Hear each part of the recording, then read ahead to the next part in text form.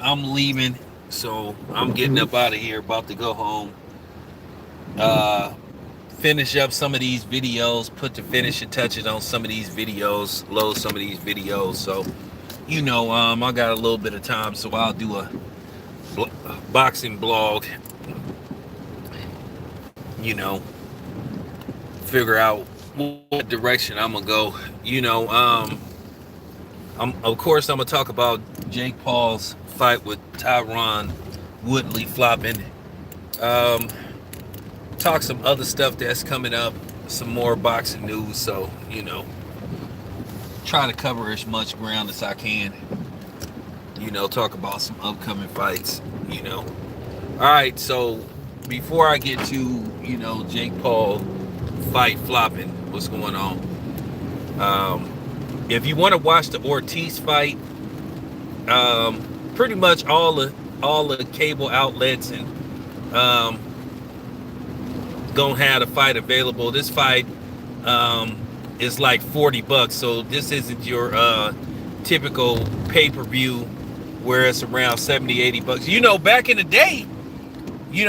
day, about 20 years ago, that's how much pay-per-view was. So, yeah,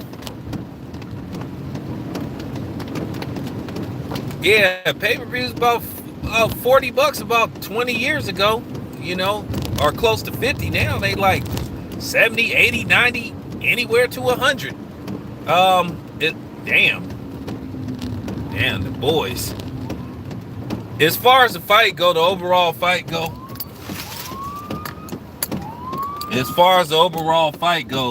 I'm taking, I might probably go with Ortiz, but Ortiz ain't been looking that good, so it wouldn't surprise me. If Charles Martin was able to. Why the fuck you didn't turn on your lights, man? Anyway. Ortiz ain't been looking that good as of late, because Ortiz is like around 41, 42. So I mean, it wouldn't surprise me if Charles Martin pulled this off, though. So it's not one of them fights like I have a definite winner. It's just one of them. I can see Charles Martin getting knocked out, but then I can see Charles Martin possibly knocking Ortiz out. Ortiz ain't the same fighter he was, many moons ago when everybody was ducking him. Until Wilder, until Wilder got a hold of him. Wilder kind of like, he was never the same after those two Wilder fights. And that's kind of funny when you think about it. Wilder took a lot out of Ortiz in two fights. And then, Tyson Fury took a lot out of Wilder in three fights. That's why both of them dudes is contemplating retirement. So, that's why you hearing Deontay Wilder saying he may retire. Then this is why you hearing Tyson Fury say he may retire. I heard that Tyson Fury relinquished his WBC belt, but it hasn't been confirmed. I'm going to check and see. But as far as that fight go, I'm going to watch it as a spectator because I do media, but it ain't no fight that I have to see. I can't wait to get home to watch it. I really don't like making no moves on New Year's Day and stuff. So, but just keeping it a buck.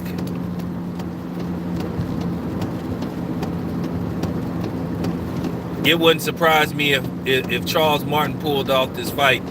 So when Charles Martin is focused, when he don't have distractions, Charles Martin, he could bang with the best of them. It just really comes down to how focused he is and stuff, But Ortiz is up there in age when you think about it. He like, 41, 42. We really don't know how old he is, to be honest with you. Because with them Cubans, you really don't know how old they are. What's up, Davis?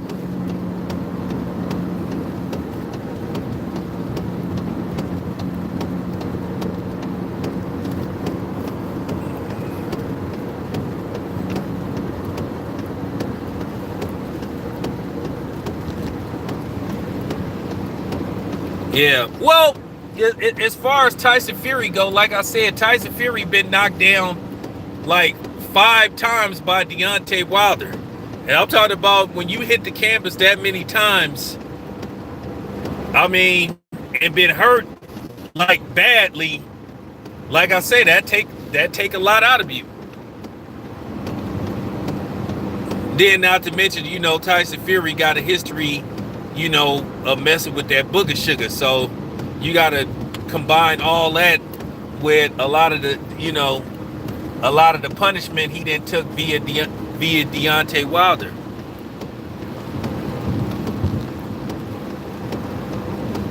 Oh yeah, I remember that. I walked this earth like a Hey, that was dope though. That would have made a hell of a T-shirt though. So but I'm looking forward to it. I'm looking forward to it. I'm gonna watch it. It ain't like what you call a priority, but I'm gonna watch it because I'm covering boxing. Like the fight that I'm looking forward most is Charlo versus Brian Castanos too. I should be there if everything goes correct. January is just always, January is always a tough month for me because of, filing for taxes and all that kind of stuff and prepping for all, because really what you make a month ahead is what you prepare for the next month. But I should be at that fight. I should be at Charlo Castanos 2 in Houston. I should be at that fight. I considered going to the Keith Thurman fight, but that fight ain't really worth like going to Las Vegas to see a fight like that. I'm gonna bring, and besides, I'm gonna be more than likely I'm gonna be in Fresno because I'm gonna go watch Jose Ramirez versus Pedraza fight. Pedraza is moving up to 140, so I'm gonna go watch that fight. Besides, Fresno is a lot easier for me to get to than Las Vegas because all I gotta do is get on the freeway and just drive, even though Fresno is a 2.5-hour drive from where I'm at, but nevertheless, that's more convenient for me. That's just a day in and day out trip. I don't know if I'm gonna be able to make the weigh-in and all that kind of stuff, but I'll definitely be at the fight.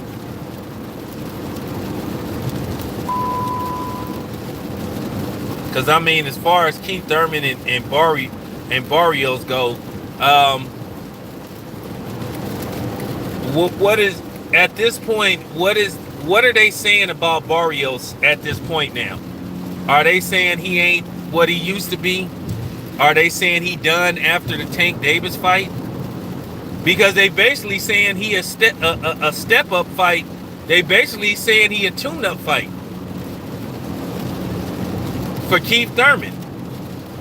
So if you Mario Barrios, you got to ask yourself, well, how do you feel about that? Somebody basically saying that, hey, you a stepping stone for a dude that haven't fought in pretty much 3 years. So you have to ask yourself, okay, which version of Mario Barrios we gonna see? Because actually Mario Barrios is a good fighter, and he was doing some good things versus Tank until he got cracked, and then that was pretty much all she wrote. But more than likely, they're saying that Keith Thurman is gonna win that fight, but Keith Thurman has been proven that he's subjectable to a good body shot.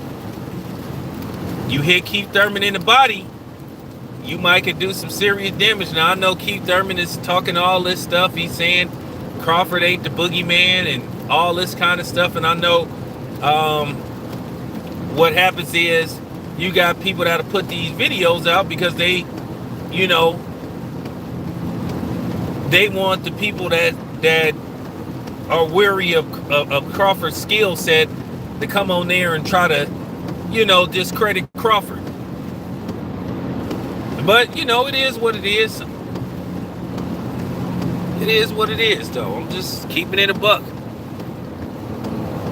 But yeah, if you Mario Barrios, you got to ask yourself, how would you feel if somebody basically made you a stepping stone for somebody? And I mean, Mario Barrios only lost one fight, but it's almost looking like he, been demoted to like a form of being a gatekeeper, just only after one loss.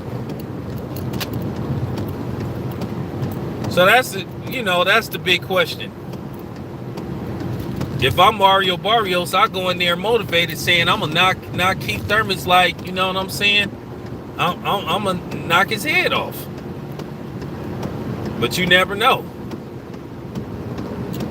And don't be surprised if Mario Barrios has some success against Keith Thurman. Now, if Keith Thurman is successful, you hearing about him and Crawford. But the thing is with Keith Thurman, like, he asked for an absurd amount of money to fight Terrence Crawford. He asked for like $10 million to fight Terrence Crawford.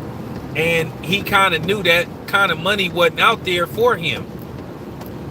Now, maybe if he had beat Manny Pacquiao, he might could have an argument to, suggest that, hey, but no.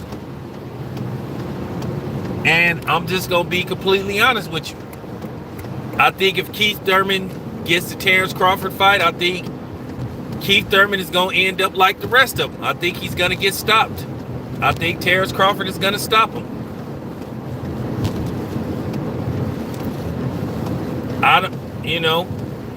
That's just what's going to happen. I think that Terrence Crawford will stop him. Keith Thurman, you gotta remember something. You going from, let's just say you get past Mario Barrios. You going from Mario Barrios to arguably the best fighter on the planet. Coming off a 3-year layoff.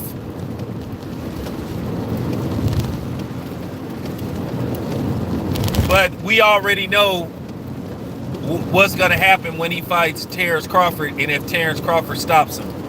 You're going to hear a lot of these people trying to discredit. It'll be some stacked up ready-made excuses. You will hear that Keith Thurman was damaged goods and all this kind of stuff, and he hasn't been the same, which is correct. But they not going to give Terrence Crawford credit. So I'm just telling you what's going to happen.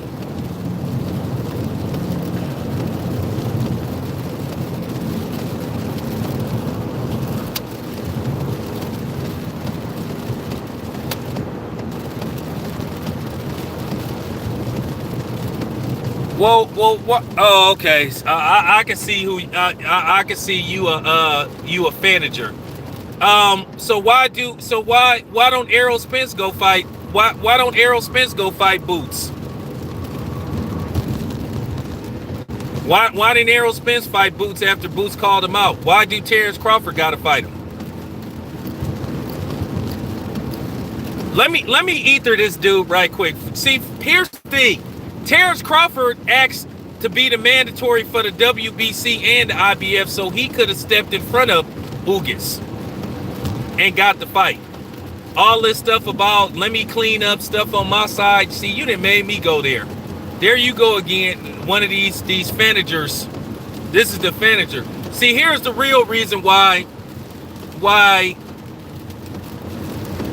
they went back and gave Ugas to Spence, because they would have had to open up the books, and then we could have really seen what this fighter was making versus that fighter, and we would have seen what the real pay-per-view numbers was, and that would have played a role in determining how much somebody should get.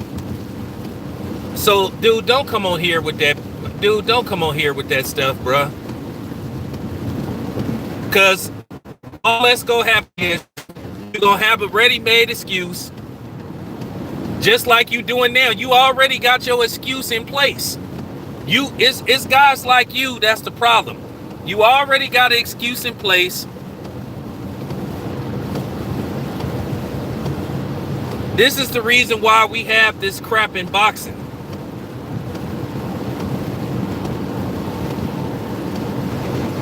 So I'm just saying, why don't Errol Spence go fight him? He called Errol Spence out. I mean, just, bro, don't come on here with that Fanager stuff.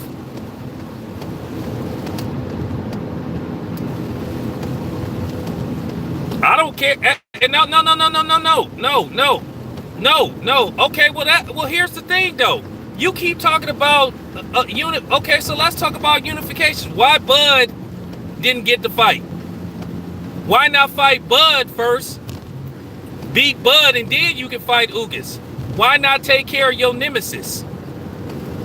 Why Bud got to be on your dime?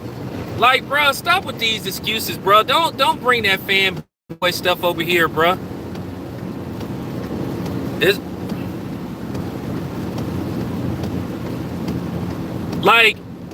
Like I said, dudes like you the problem. See, you listen to that crap on these other channels, then you come on a fair boxing channel like mine's, being a fanboy and trying to be a fanager. Like, for real, I'm objective on my channel. That's the problem. It's guys like you that's the problem. For real.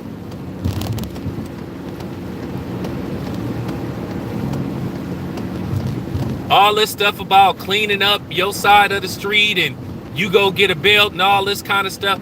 The thing is, you ask Bud to fight these dudes, and then when he fights them and he beats them, then it's always an excuse in place. You've done it several times. You did it with Kell Brook. You did it with Sean Porter. You already prepared to do it with Keith Thurman, a dude that Errol Spence ain't never fought.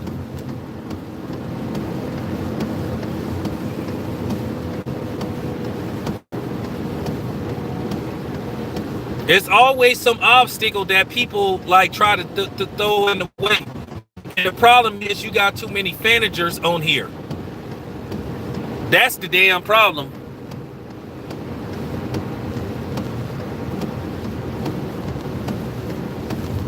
Well, I mean, at the end of the day, when you got one person or you got a few people that's pushing a narrative, and they mad at a certain content creator because they won't do what they doing, where they basically sitting up there like hoods.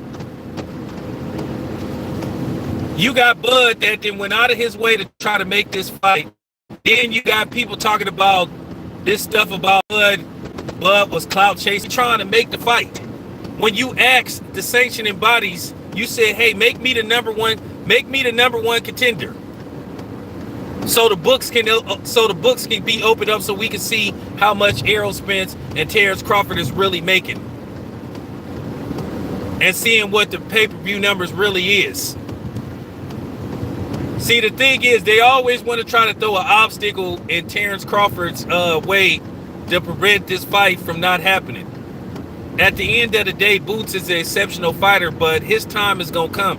He might not get Errol Spence. He might not get Terrence Crawford. That's just how it is. Gerard Boots Ennis, unfortunately, he ain't done enough. My thing is, he should go try to see can he get a fight with Ortiz.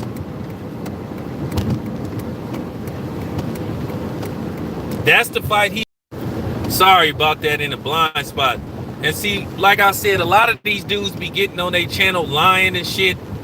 Acting like they know what be going on in these dudes' camps and shit. Like, for real. You got dudes talking about how much somebody should take and all this kind of stuff. So, Terrence Crawford is considered the number one fighter in the world, not named Canelo Alvarez. In most people's eyes, he's ranked higher than Errol Spence. So that alone should justify him getting half versus Errol Spence. That right there alone. And like I said, a lot of People just mad because I won't be on the Errol Spence bandwagon. And I like Errol Spence, but I'm not finna be no nut hugger. That's just real talk. I'm not going that route. I'm just keeping it a buck. Errol Spence is a good fighter, but let's just keep it a buck. There's been a lot of politics that's been going on. This fight should have been happened. This ain't got nothing to do with Texas. This ain't got nothing to do with Omaha. This ain't got nothing to do with none of that stuff. This is about boxing. If we would get the fights we want, there wouldn't be no Jake Paul. And that's the problem why guys like Jake Paul is popping up. Because the fight that we've been asking for and been clamoring for, we got politics and roadblocks thrown in the way that don't have to be thrown in the way.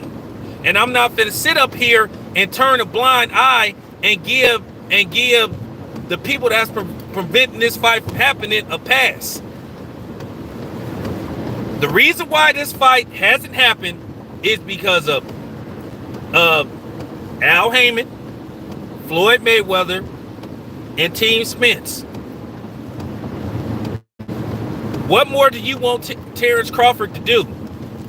You had everybody and their mama. You had these managers saying, "Oh, well, Terrence Crawford need to leave Top Rank." Well, he ended up parting ways with Top Rank. Then you heard before that he needed to go get a belt. He got a belt. It's always an obstacle thrown in the way. Then you got these content creators. Oh, he need to prove himself. How do he need to prove himself at 147 when it was purposely did when Terrence Crawford got frozen out by the PBC? And to a certain degree, he's still being frozen out. Why do he have to fight Keith Thurman in order to get a fight with Errol Spence? They asked the man, like I said before, this is the obstacles they always throw it away. You got these clowns that sit up here and say, well, he ain't fought nobody at 147. When in fact, that he did try to he has fought PBC fighters before.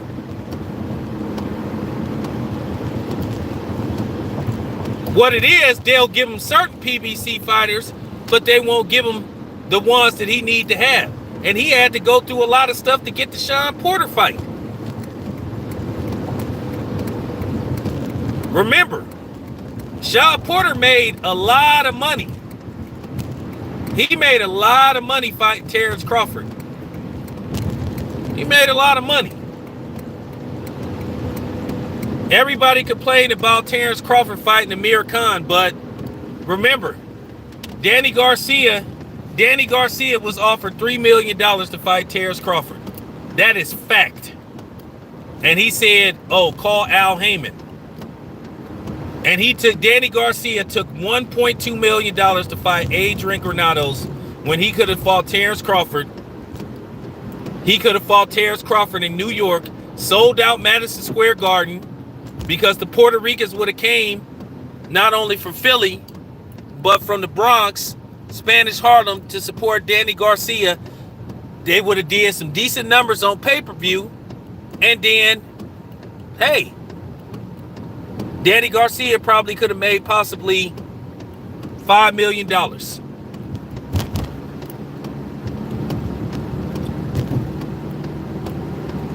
So, he tried. Then the thing is with Keith Thurman asked for like $10 million. Now, the reason why Keith Thurman is calling out Terrence Crawford now, because he's sort of like in limbo. He really don't have nowhere to go. So it's either win this Mario Barrios fight, or you pretty much done. See, nobody ever wants to talk about this. Nobody ever wants to talk about the flip side of boxing. But you got, like I said, these managers that's always have telling the story to try to make it look like Errol Spence doing all the hard work, and that quote about him doing the heavy lifting was just absurd. How you doing the heavy lifting when you and the same dude fight for the same promotional slash television series. And then behind the scenes,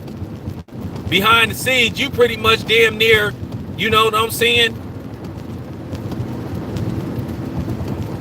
You did a lot of you did a lot of talking to get, to get the Ugas fight. To get the Ugas fight away.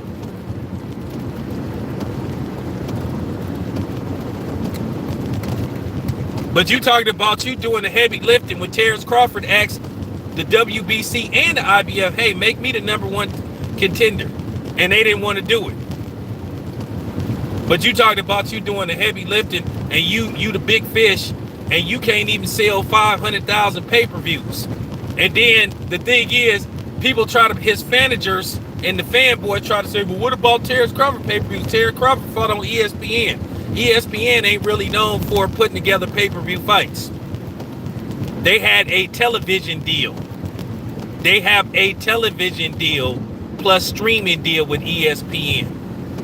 Even for the most part, when you stream, if you already got a subscription, you get to watch those fights for free.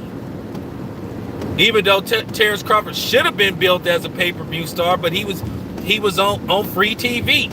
And whenever Terrence Crawford fought on TV, he did very well in ratings. But see, nobody wants to bring that up. Nobody wants to talk about that. You got a bunch of lying-ass, one-sided dudes who'll just tell the story that benefits them, or they'll show their clear bias, and then they'll sit up there and play this game. And like I said, the reason why this stuff is what it is now, and like I said, I blame black media for the distance and the tension between Terrence Crawford fans and Errol Spence fans, because this was just supposed to be a simple fight that we was trying to get made. But you had fake media dudes trying to turn this into a pro-black or a black situation. A lot of these dudes trying to play the pro-black game that got non-black wives that was sitting up there lying, then running somebody's name through the mud, character assassination, and trying to portray one fighter as like Malcolm X.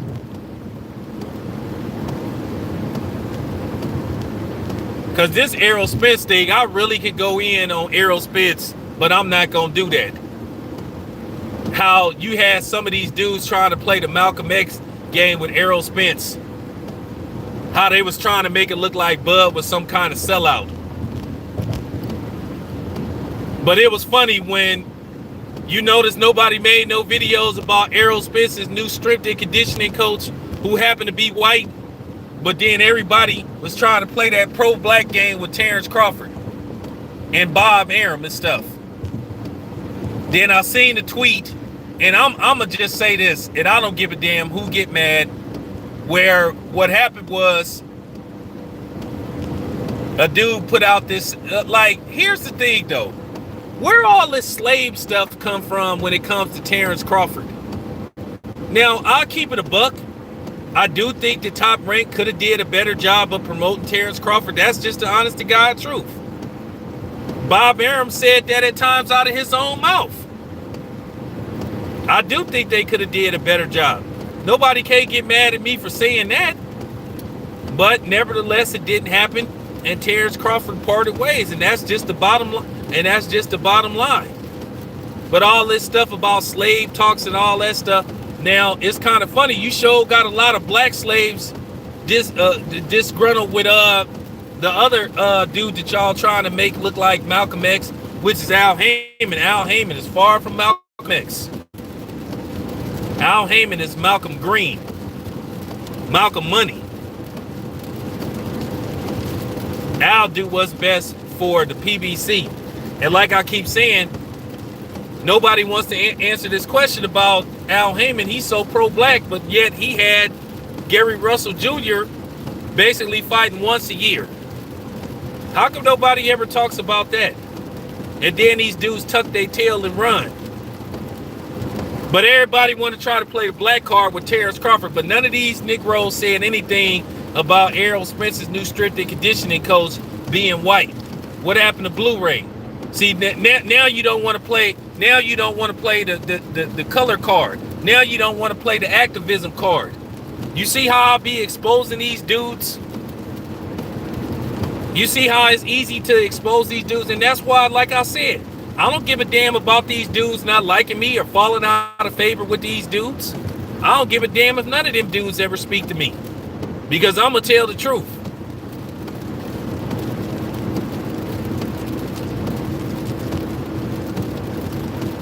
These dudes be cracking me up, man. You don't know, none of these dudes ever been in Errol Spence's office or wherever Errol Spence do his negotiate from, acting like Errol Spence sent Terrence Crawford. Terrence Crawford ain't never been sent no contract for a fight by the PBC or Al Heyman. I know that to be fact. That's a damn lie. That's a damn lie. Like I said,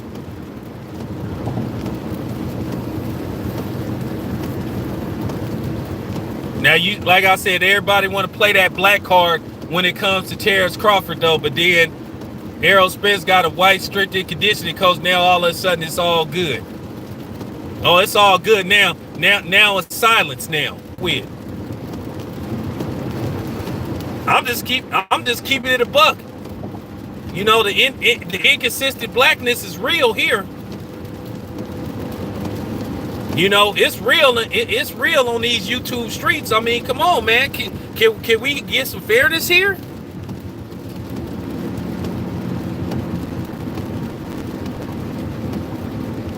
Oh, well, first of all, Bud did ask to be made the #1 contender by the WBC in the IBF. Well, you got to understand, Bud ain't Mexican. I'm just gonna say what the obvious is. Bud ain't Mexican. The WBC is a Mexican belt. Their headquarters is in Mexico. So of course they gonna look at, even though Mauricio Solobon is not Mexican, if I'm not mistaken. They done granted Canelo all kind of favors. When you ask him to be made the #1 contender or the mandatory, you basically saying it's mandatory that you make a fight with that guy first.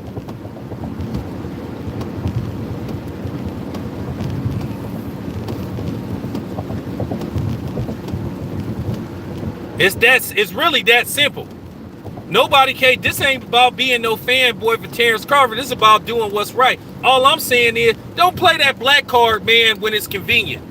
Don't play that damn black card, and that's what be making me mad about these niggas. They want to play that black card when it's convenient for them. You trying to make Errol Spence look like he Malcolm X, and he not. Ain't even close. It was funny when Terrence Crawford said, "Hey man, Canelo is not fighting the best black fighters out there." I didn't see too many articles get made about that. I just where was all the videos about that? And it's funny, you got a lot of these black dudes that play that black card, but they love Canelo more than they love Bud Crawford. They love a Mexican fighter and they protect the Mexican fighter more than they do a black fighter. That's all I'm saying. And I'm not telling you that you can't like Canelo. I actually like Canelo, but that's not gonna stop me from criticizing him, because I don't like how Canelo be moving sometimes. Well, I don't like how he be moving a lot.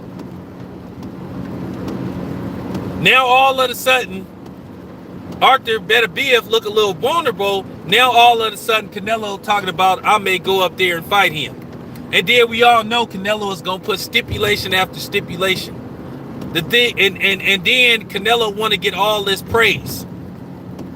Yeah, you undisputed super middleweight, but you didn't beat everybody to get that belt. You fought for a stripped belt. You fought in an eliminator bout to get that belt. Well, you didn't fight the actual champion, which was David Benavides. But then his fans want you to praise him and stuff. No, I'm not. So I'm just saying, these are your so-called pro-black content creators. They got more love for a Hispanic than they do a black dude, because they think this black dude is the biggest threat to their hero Errol Spence. Yeah, the truth hurts, don't it? The truth hurts, don't it? I have never seen so much hatred and vitriol towards another black man. You would think Terrence Crawford did some R. Kelly stuff. You would think Terrence Crawford was Ted Bundy, the way some of these content creators have treated him. And then they try to live off this fake narrative, this crap about, oh, well, Terrence Crawford, he won't talk to black media. But he didn't talk to me. He invited me to one of his private workouts. So he can't be too anti-black, and everybody knows that I'm black. But this is all about putting out false narratives and playing and being inconsistently black. I'm just keeping it a buck. Don't get mad at me.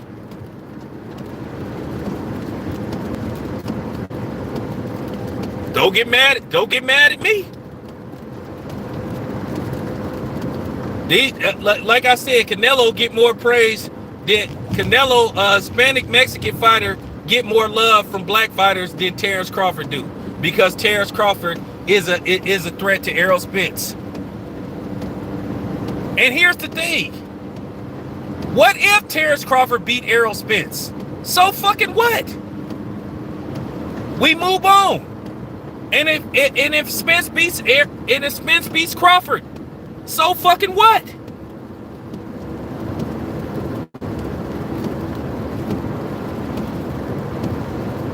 I just want to see this fight. We going into year, for real. We going into year 4. Still nowhere close. And like I said before, I could really go in on Errol Spence because I know everything. I know, when I say I know everything, I know everything. But I'm not going to do it. I'm not going to say nothing personal about Errol Spence. I'm not going to do that. But you got to be technically, based off the stuff that didn't happen with Errol Spence, Bud has been pretty patient. Bud has been exceptionally patient. But I'm just trying to figure out how do a Danny Garcia, a Hispanic, he get half.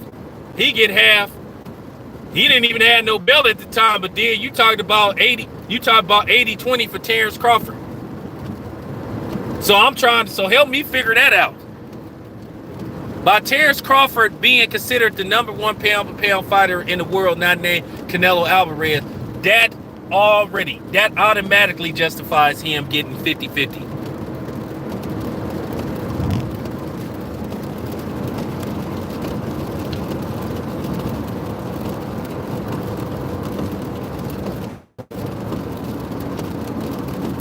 That justifies it right then and there. Instantly, that makes Terrence Crawford. Terrence Crawford is #1 on a lot of people's list. Pound for pound #1.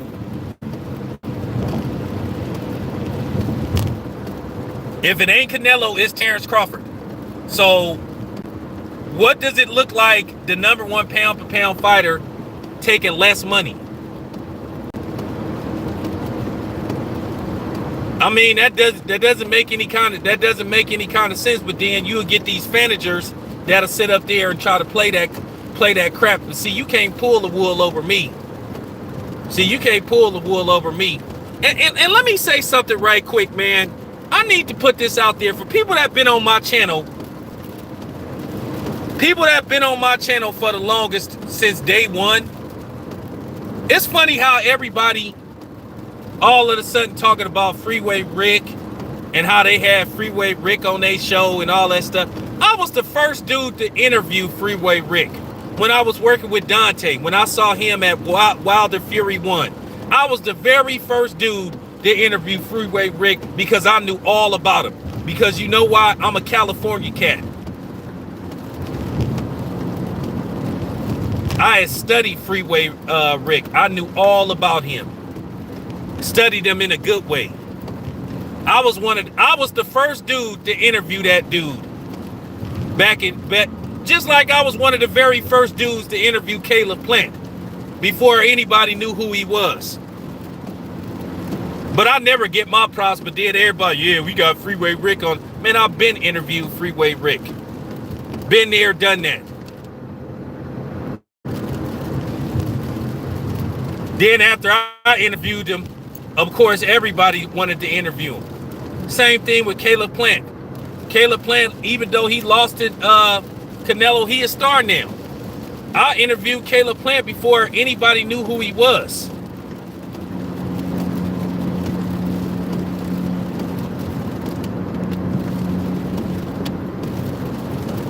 So I could be sitting up here patting my back, giving myself props. Like I said, I was the first dude to interview Freeway Rick because I knew who he was. Then at which, you know, I should have kept that interview for myself, but, you know, I'll put it on Dante's channel. Go to Dante's channel. Just go to Dante's Boxing Nation and look up Freeway Rick. Rick Ross. The real Rick Ross.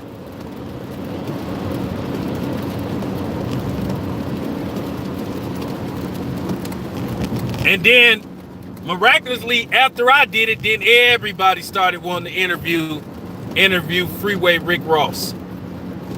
So I was ahead of the curve on a lot of things. I'm one of the first dudes, content creators, that actually do one of the first interviews with Josh Taylor.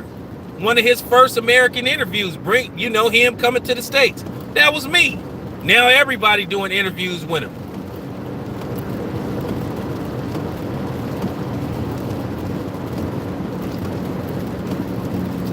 One of the first people that started to talk to Gabriel Flores out of Stockton. Went to their gym in Stockton, personally interviewed them. You know, him and his pops. So, you know, I'm a bit of an innovator myself.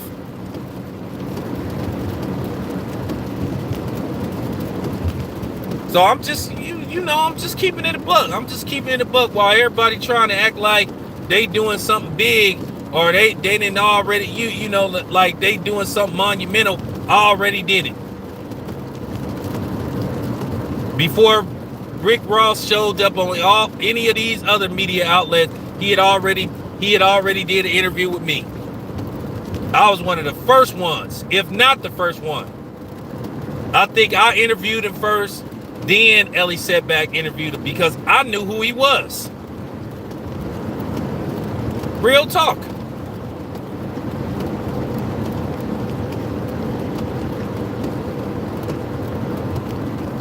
I'm just saying.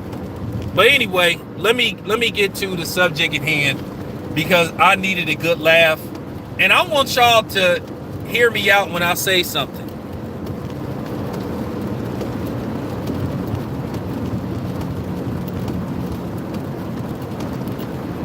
I want you to hear me out when I say something. This is just real talk. Okay, so let's talk about Jake Paul. I had the greatest laugh ever when I found out how much this guy sold. I've been trying to tell people that dude wasn't doing the numbers that he was telling people that he was doing. And I had one dude come on my channel make a gigantic excuse for fake Paul fight flopping. That fight that he had in Atlanta with Ben Askren didn't really do that good. They never really released his number. And I'm gonna say this about Steven Espinosa. I like Steven Espinosa a lot. I think he's a nice guy, but this is the type of stuff that could cost you your job. This man got back-to-back flops. And you know the sad part about it, Jake Paul still outsold Tank.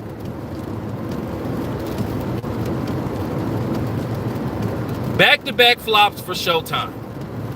I really hope that Steven Espinosa don't lose his job. But I'm just telling y'all, this is the type of shit that will cause you to lose your job. Showtime is probably furious, but they took a big chance. They took a big chance on signing this dude to a multi-fight deal.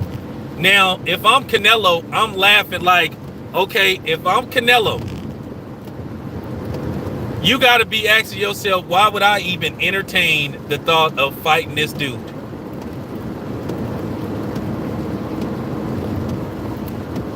Because it's some money in it for Canelo, but at the end of the day, Canelo would be carrying the whole program. I tried to tell people that Jake Paul wasn't selling no pay-per-views, and then his ticket sales are fraudulent. He gives away a lot of tickets, buys a lot of tickets and gives them away. Then the rest are getting comped. And then not to mention his tickets are dirt cheap. Because I was like, 20,000 people came to Tampa. I knew something wasn't right about that. And come to find out, they gave away a lot of tickets. They were comping a lot of tickets and giving away a lot of tickets. So that's why a whole bunch of people showed up for that fight, because it was free. And then it was in Tampa. So it's not like a lot to do in Tampa probably on a Saturday night. Had that fight been in Vegas, I promise you, they would have been lucky if they would have got like 10,000 people at the MGM Grand Garden Arena or the Michelob Light Arena. Okay? So, I'm just saying. So it didn't surprise me at all. And then I want to point out something. I want people to go look at the pay-per-view. I meant to do a video about this, but I want people to go back and look at the pay-per-view, the end of the fight with Jake Paul and Tyron Woodley. Either Tyron Woodley's mother ain't about nothing, or she might have known something, because I was watching that fight and I'm watching Tyron Woodley's mother. You know, she got in the ring and I'm like, why is she laughing? And I got the picture of her laughing. And when I was watching the fight, I was like, why is this dude's mama laughing? And her son just got knocked out. I'm like, something ain't right about this. I'm like, your son just got humiliated in front of everybody, and you sitting up there laughing instead of consoling your son for being humiliated by somebody like fake Paul.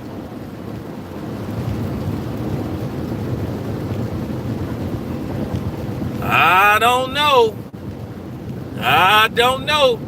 because I could put up the picture, and then a lot of people brought that to my attention. They're like, why is this lady laughing? Your son just got knocked out, and you sitting up here laughing like it's all good, like it's butter. And I mean, she was and I'm hoping she not laughing at her son being knocked out, because that really would make her the worst parent ever. But I mean, just go back and look. Go back and look. I'm not making this up. This is something that I spotted. And I'm like, okay, something ain't right about this. Why is this lady laughing? Why is she laughing? Why is she sitting up there cheesing at the expense of her son?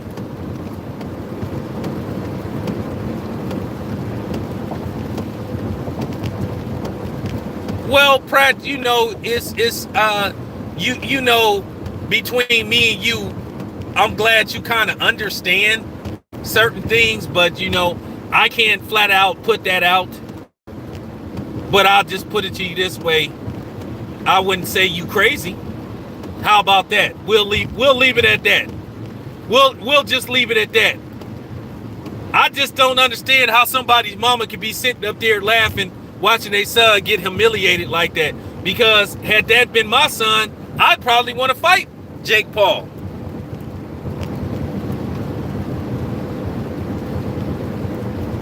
You know what? I'm gonna send you the picture.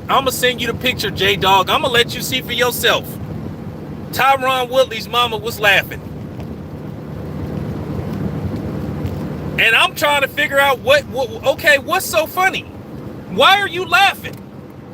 Now, of course, you don't do a video directly because, the fight just ended and you gathering your thoughts together because, basically the aftermath of the fight.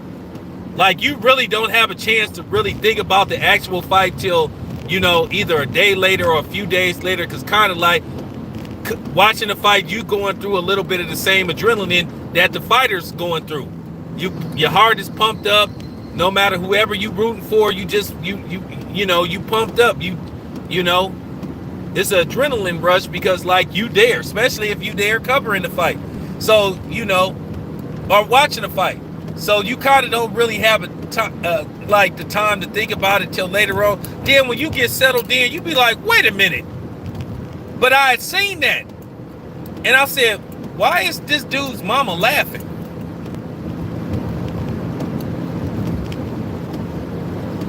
I'm like, what's up with this?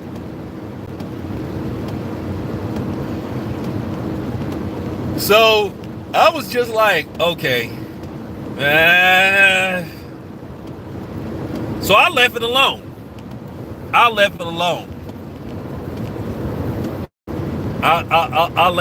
But then somebody else saw the same thing and they sent me a picture. Because sometimes when you act as the lone wolf in certain situations, people go say, hey man, you crazy. Hey man, you just making up something. Hey man, you reaching. Hey man, you hating. And that's not the case. But I'm gonna let y'all see for yourself. I'm gonna send a video to J-Dog, and then I'm gonna put a video up of my own. I'm gonna let y'all see for yourself. That dude's mama was straight laughing and giggling. Like she didn't have a thing in the world. But then you gotta ask yourself something else. Jake Paul did give Tyron Woodley a Rolex. And you would think in boxing, I think that's mighty strange. You shouldn't be giving no fighter no gifts.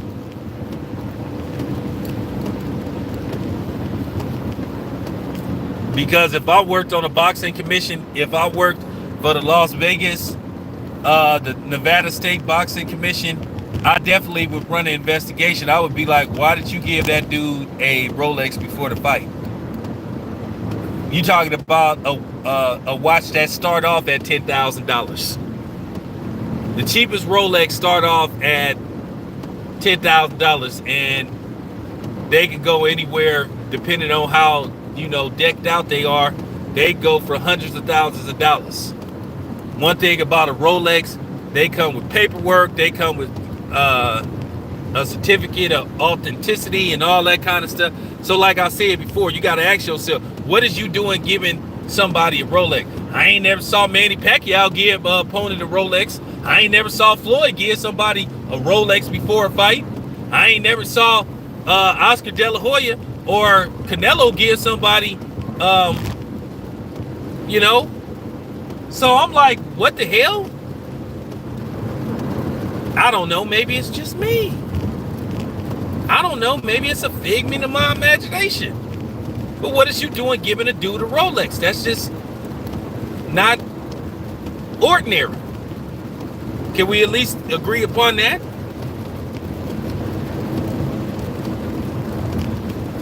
Then after the fight, so you give the dude a Rolex. You get a dude a Rolex, then you knock the dude out, then the dude's mama come in the ring laughing, hiding like the greatest thing in the world did happen. So you have to ask yourself, what's up with that?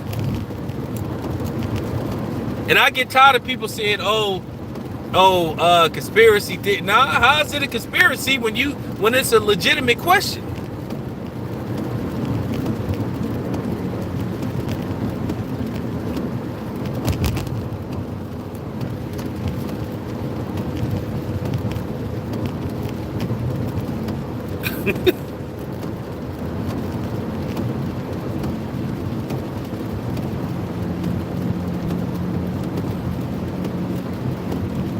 So I'm just saying, man. I'm just saying, that's just a question I want to ask. I'm just trying to figure out, why is your mama laughing at you being knocked out? My mother would have never did that to me. Your mama straight giggling and ha-haing like what?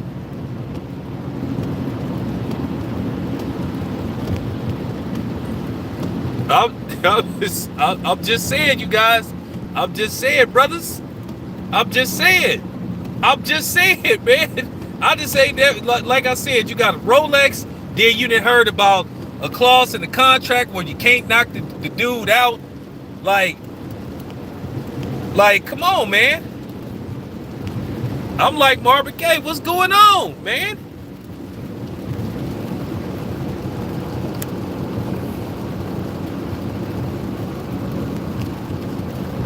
Like I said, my mother would never laugh at me being like flatlined. And then I'm just laughing because up until the knockout, Tyron Woodley was you could make an argument that he was winning the fight, because Jake Paul looked like trash in that fight. And then Tyron Woodley makes a rookie mistake, drops his gloves, leaves the entire left side of his face wide open. Anybody could have landed. I'm talking about anybody could have landed a punch like that and knocked him out cold. So I'm just saying. Just keeping it real. But anyway, you guys, just check out some videos I got coming up. Appreciate the time, appreciate the love. I'm out. Hey, J-Dog, I'm going to check your email in about 20 minutes, man. I'm going to send you the picture. I'm going to let you see for yourself.